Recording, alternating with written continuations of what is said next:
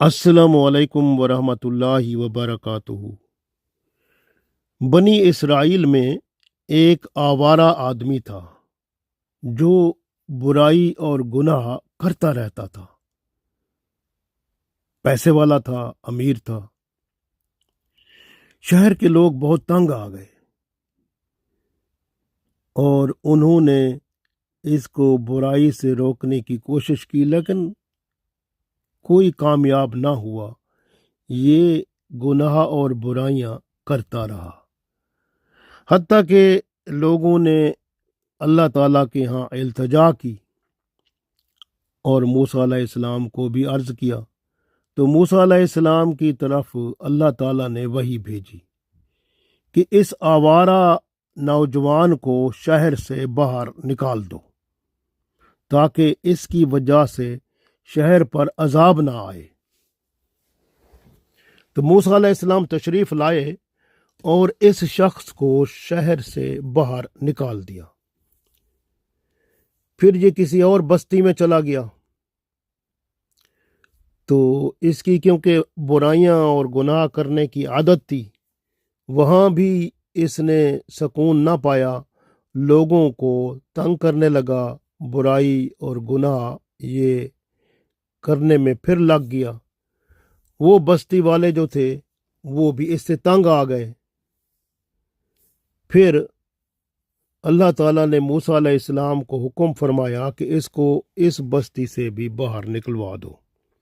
تو موسیٰ علیہ السلام نے پھر اس بستی سے بھی اسے باہر نکال دیا۔ پھر کسی اور بستی میں چلا گیا، وہاں بھی یہ پھر برائی اور گناہوں میں پڑ گیا، اور پھر اس طرح بستی کے لوگوں کو تنگ کرتا رہا، اور پھر اللہ تعالیٰ کے حکم سے وہاں سے بھی نکال دیا گیا۔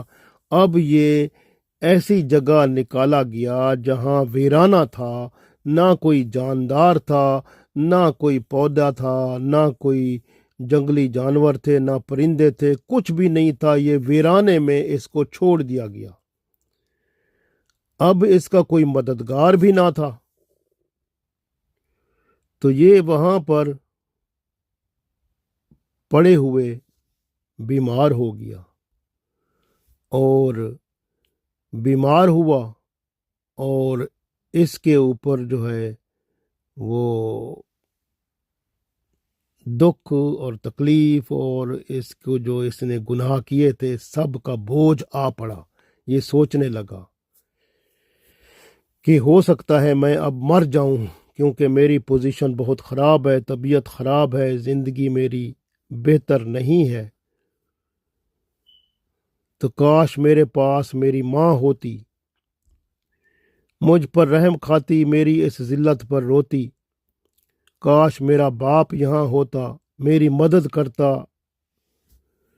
کاش میری بیوی یہاں ہوتی، میرے فراق پر روتی، کاش میری اولاد میرے پاس ہوتی تو میرے جنازے پر روتی اور کہتی اے اللہ ہمارے باپ کو معاف کر دے جو نافرمان اور آوارہ ہے، اور اس شہر سے دوسرے شہر سے اور تیسرے شہر سے بھی نکال دیا گیا، اب تو ہی اسے معاف فرما اے اللہ۔ تو یہ اس طرح کی دعائیں وہ سوچ رہا تھا کہ اگر ہوتے تو میرے رشتہ دار میرے لیے دعائیں کرتے، میں اب اکیلا پڑا ہوں تو پریشان ہوں۔ تو پھر اللہ کو عرض کرنے لگا، کہتا ہے اے اللہ تو نے مجھے اپنے باپ، اولاد اور بیوی سے دور کر دیا، اب مجھے اپنی رحمت سے دور نہ کر۔ ان کے فراق میں تو میں نے دل جلایا، اب مجھے میری نافرمانی کے باعث دوزخ میں نہ جلانا۔ تو اللہ تعالیٰ نے اس کے اوپر کرم کیا، کیونکہ اس نے مایوسی کے وقت اللہ تعالیٰ کو پکارا۔ اللہ تعالیٰ نے ماں کی شکل میں حور بھیج دی، بیوی کی شکل میں حور بھیج دی، جنت سے بچے بھیج دیے اولاد کی شکل میں، اور ایک فرشتہ باپ کی شکل میں بنا کر اس کے پاس بھیج دیا۔ وہ اس کے پاس بیٹھ گئے، اس پر روئے، اس کو محسوس ہو گیا کہ میرے تو ماں باپ، میری اولاد، میرے تو سارے رشتہ دار میرے پاس آ گئے ہیں، اور اس نے اللہ سے التجا کی، توبہ استغفار کرتے ہوئے، اور اپنے رشتہ داروں کو دیکھ کر خوش ہوا۔ اللہ تعالیٰ نے اسے معاف کر دیا اور وہ دنیا سے رخصت ہو گیا۔ اب اللہ تعالیٰ نے موسیٰ علیہ السلام کو وحی فرمائی کہ فلاں ویرانے میں جاؤ، وہاں پر میرا ایک دوست ہے، وہ فوت ہو گیا ہے، اس کا کفن دفن کا سلسلہ کرو۔ موسیٰ علیہ السلام اس جگہ پہنچ گئے۔ اب انہوں نے اس جوان کو دیکھا تو انہوں نے کہا یہ تو وہی ہے جس کو ہم نے نکالا تھا، ایک بستی سے، دوسری سے، تیسری سے، یہ تو وہی ہے۔ اور یہ دیکھا کہ اس کے پاس حوریں بھی بیٹھی ہیں اور فرشتہ موجود ہے۔ حضرت موسیٰ علیہ السلام نے عرض کیا، اے باری تعالیٰ، یہ تو وہی جوان ہے جس کو میں نے تیرے حکم سے شہر اور بستی سے نکالا تھا۔